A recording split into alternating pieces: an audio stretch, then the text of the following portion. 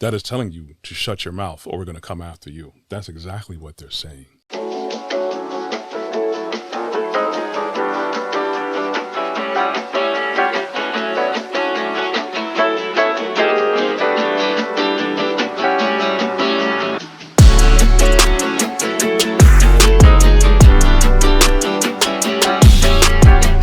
Hey everyone, thank you for joining me on another beautiful day. But you know what, whenever you choose to join morning, afternoon, nighttime, late at night, it doesn't matter.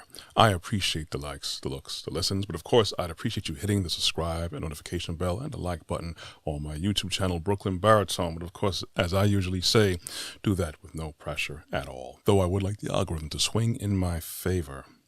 I came across an article that's been going around, is still going around, with the infamous Alex Jones of InfoWars, and many people have labeled him like the king of conspiracy theories. But what really caught my eye as of late is that he was court-ordered to pay almost $1 billion. This is $960 million. That is crazy. People are saying that his misinformation and words are very harmful and hurtful and defame the victims and the victims' families of the Sandy Hook school shooting that happened some years ago. And I found that super interesting. I came across another YouTube channel where they were basically warning people to say, hey, if you're going to come online on your platform, be careful of what you say. Make sure everything is factual, because they'll come after you. And that made me think. I said, well, there's so much things that mainstream media, legs of our government, and other corporations, they present to us officially, wholeheartedly. They place a lot of money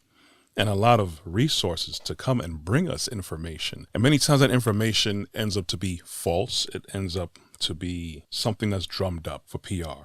Basically, money. The bottom line up front is profits. Profits over people. So if someone like Alex Jones, mind you, he didn't stage anything in Sandy Hook. He wasn't a gunman. He didn't have anything to do with it. Granted, I could understand words have consequences, but then if you're going to hold someone like Alex Jones to such a high standard that goes right along the lines of quieting anyone that may have anything to say that is against an established entity, organization, and even public agendas. So what does that say for anyone who may have anything they feel convicted enough, they feel they have evidence enough to speak against whatever is being portrayed to us, whatever is being promoted to us? That is telling you to shut your mouth or we're going to come after you. That's exactly what they're saying. Because the fact of the matter that we can now try and hold someone like Alex Jones accountable, and even don't forget, for the past 2 years, 2.5 years with the whole pandemic response, so many people that were speaking against with legitimate statistics, with legitimate sources, with legitimate concerns, those people were silenced. Those people had their platforms canceled. So many people had strikes against their YouTube accounts, even Instagram, even Facebook. People were taken off the air.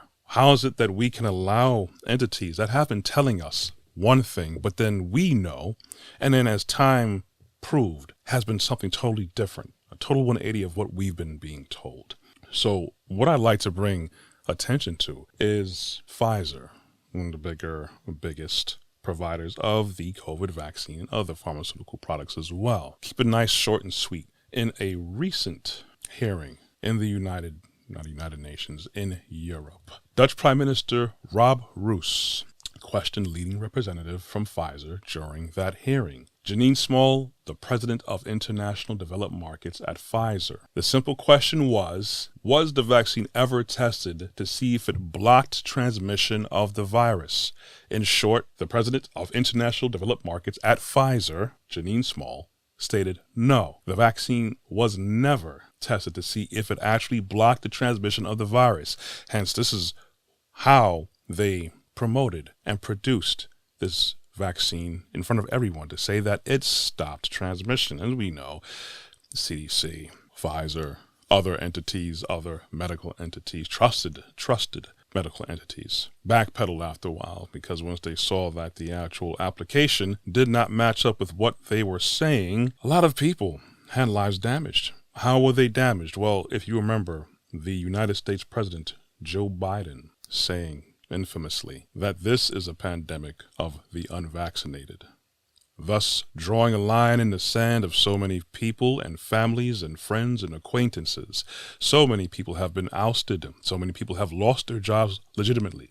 So many people have lost family members legitimately. So many people have lost favor in the eyes of others because they figured, since our president came out and said this is a pandemic of the unvaccinated, so many people said, hey, you don't want to get vaccinated. I don't want anything to do with you. You don't want to get vaccinated. You can't eat at this establishment. You don't want to get vaccinated. Well, we feel that you shouldn't get treated at all at any medical facility. You don't want to get vaccinated. We don't want you as a part of our society. I'm never going to forget that. Meanwhile, we're holding Alex Jones, someone like Alex Jones, accountable to pay $1 billion, basically in defamation and damages. But we cannot hold the likes of Joe Biden, CDC, people at Pfizer who openly admit that they didn't even have the testing to see if their virus that they said cured the vaccine or treated the vaccine wasn't even tested to see if it blocked it. The likes of Fauci, and it's not the first time around he's done that.